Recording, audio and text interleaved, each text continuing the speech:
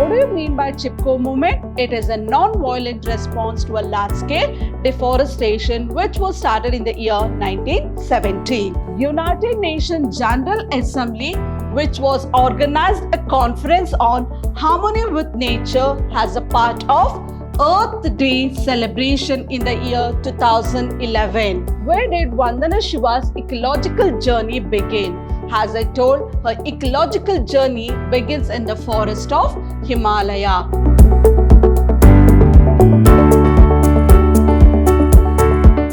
Hello everyone, I'm Babita Tamaya, lecturer, Department of English, Vidhyaashram Pre-University College, the Temple of Excellence, Mysuru. In my previous revision class, I had revised the poem on children. In my today's revision class, I'll be revising the chapter 4, Everything I Need to Know I Learned in the Forest by Vandana Shiva. Before moving on to the synopsis, let's see the agenda for the day.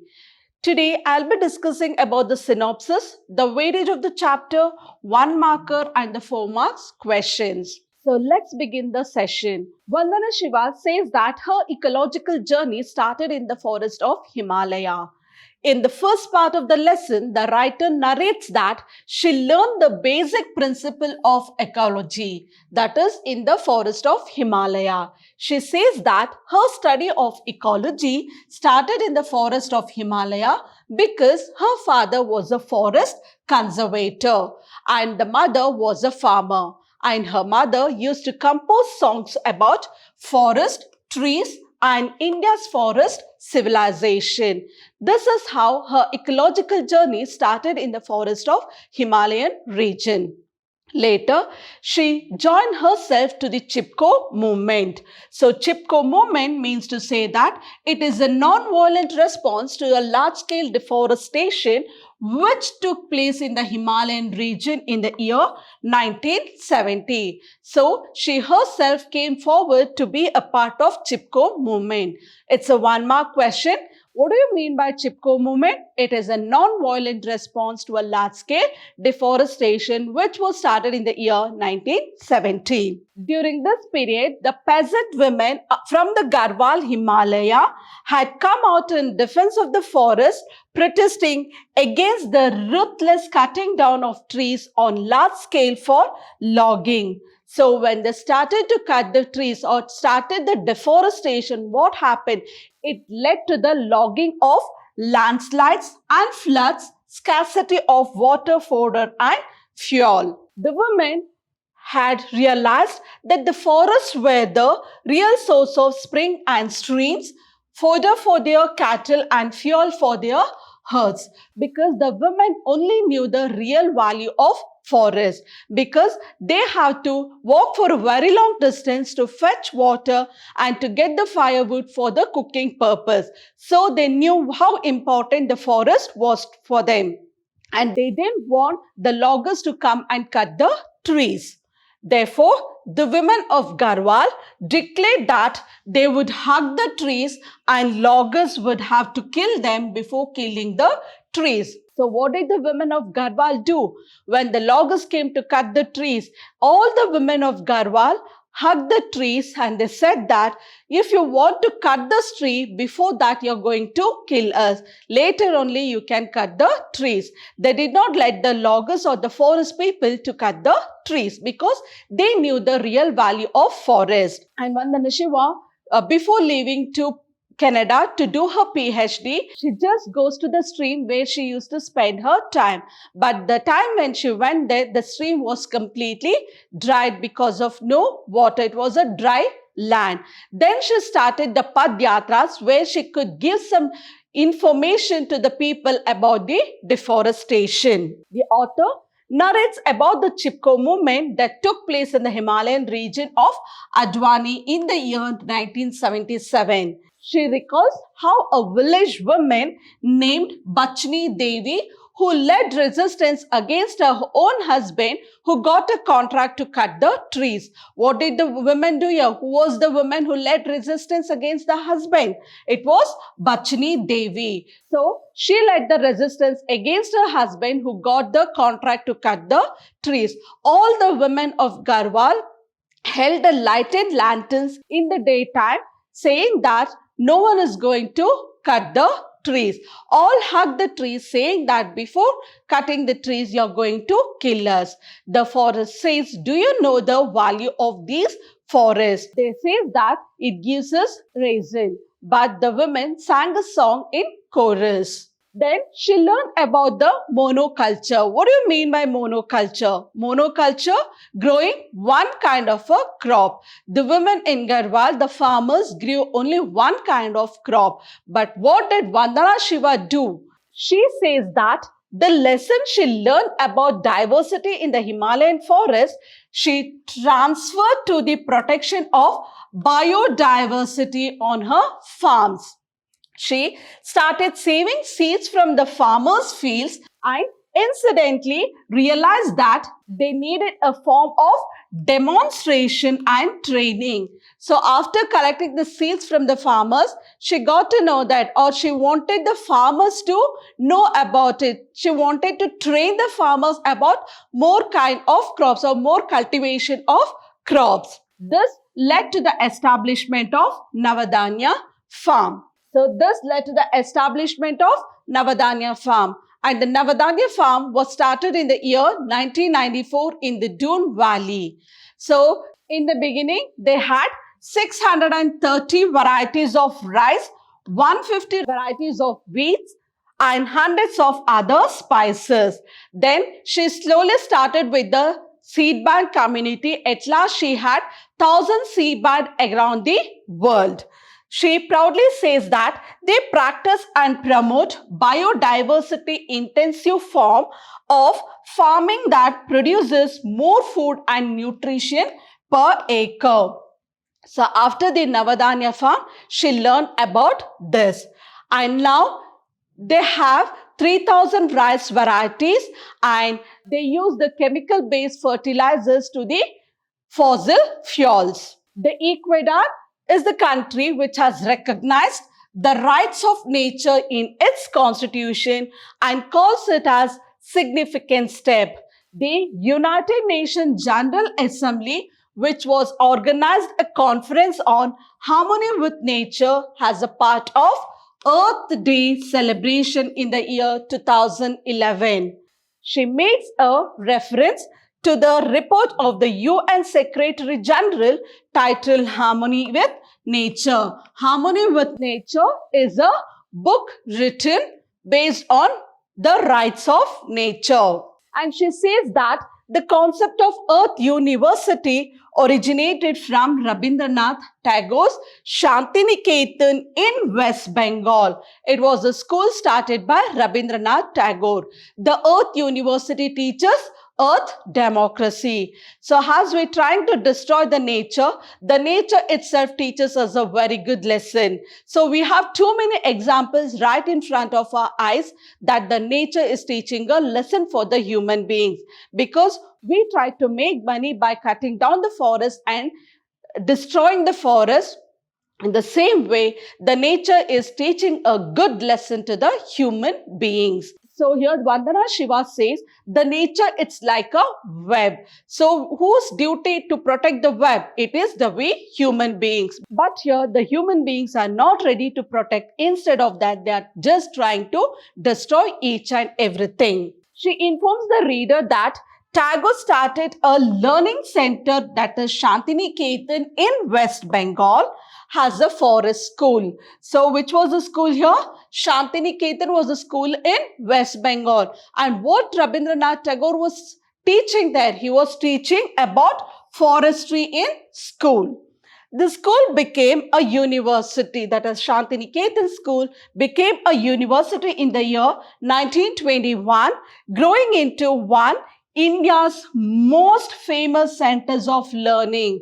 So which was the most famous centers of learning? That is Shantiniketan school in West Bengal. It became a university and the most important center for learning about forestry. She refers to Tagore's writing and says that in his writing, the forest was not just the source of knowledge, but also freedom. And it is also the source of beauty and joy, art and aesthetics, of harmony and perfection. It symbolizes universe. Vandana Shiva says that the forest teaches us union and compassion. So what does the forest teach according to Vandana Shiva? She says that it teaches us union and compassion. Finally, Vandana Shiva rounds off her article saying that the conflict between greed and compassion, conquest and cooperation, violence and harmony continues even today. In this situation, it is the forest that can show us the way beyond the conflict. Thus, Vandana Shiva wants to assure us that the forest teach us value of diversity, freedom and coexistence.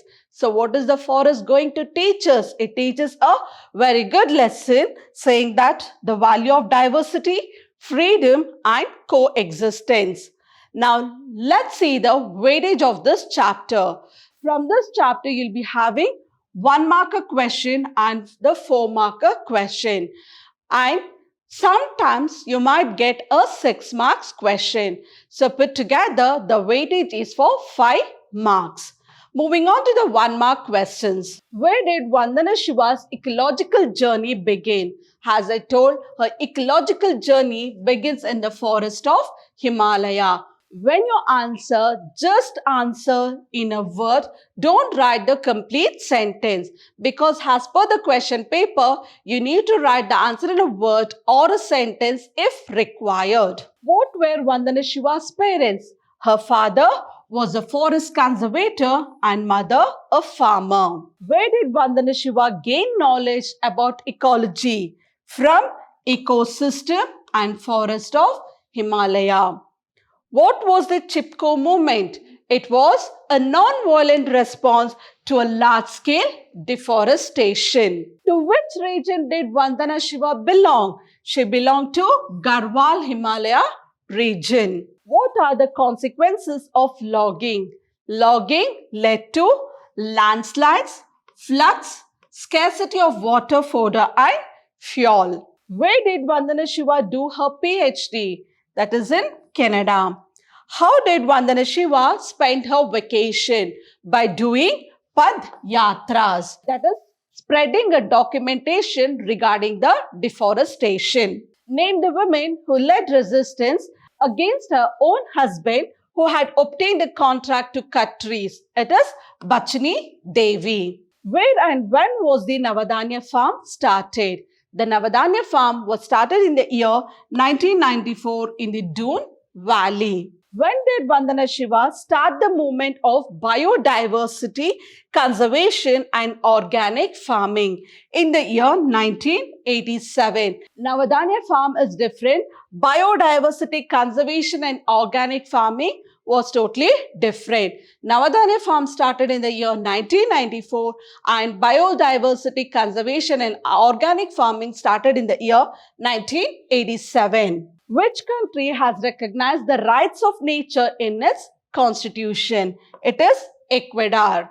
Earth University teaches Earth democracy. Which is one of the famous centers of learning in India? That is Shantiniketan School in West Bengal. Name the author of Tapovan. Tapovan is a book written by Rabindranath Tagore. According to the women of Garhwal, the real value of forest was springs and streams. As I told, only the women knew the real value of forest because they have to walk for a very long distance and fetch the things. Moving on to the 6 marks question answers. Write a note on Navadanya farm started by Vandana Shiva. Or Navadanya farm is a farm for demonstration and training to save seeds from farmers' field. It, in the sense, Navadanya farm was started in the year 1994 in the Doon Valley and it was located in the lower elevation of Himalayan region in Uttarakhand province. They conserve and grow 630 varieties of rice, 150 varieties of wheat and 100 other spices.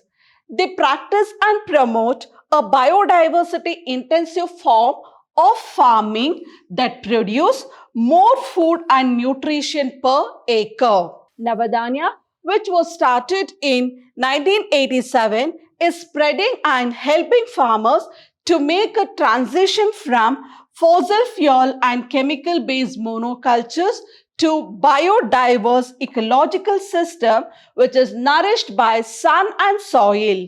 It will be a solution to food and nutrition crisis. How does Rabindranath Tagore highlight the importance of forests according to Vandana Shiva? According to Vandana Shiva, Rabindranath Tagore highlights the importance of forest as distinctive. The Earth University is inspired by him. Shantiniketan, a forest school, a learning center, has been started by him to take inspiration from nature and to create an Indian culture renaissance. There is a need to turn to nature and the forest for lesson in freedom. It is distinctive in the forest in locating its sources of regeneration, material and intellectual. Man is communion with trees, rivers, lakes, enroot India's best ideas. The culture of the forest has fueled the culture of Indian society. The unifying principle of life in diversity of democratic pluralism became the principle of Indian civilization. This unity in diversity is the basis of both ecological sustainability and democracy. Diversity without unity gives a conflict and contest, and unity without diversity provides the ground for eternal control.